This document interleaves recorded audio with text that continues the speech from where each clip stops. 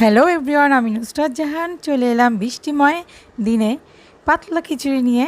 আর এই খিচুড়িটা আমার এতটা বেশি প্রিয় যে আমি বৃষ্টি হলেই খিচুড়িটা তৈরি করার জন্য ব্যস্ত হয়ে যাই।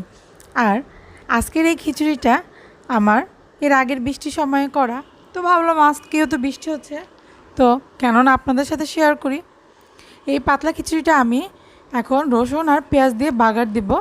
আর এই খিচুড়িটাতে একটু সবজি দিয়ে পাতলা করে যদি বসান তো অনেক খেতেও ভালো লাগে। আর খিচুড়িটা আচার, লেবু ভর্তা, তারপরে মাংসের ঝোল, গরুর মাংস কষা দিয়ে খেতে কিন্তু অসম্ভব মজা।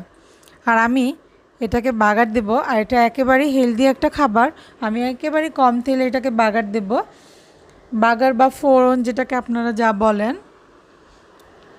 এটাকে আমি ফোড়ন দেব।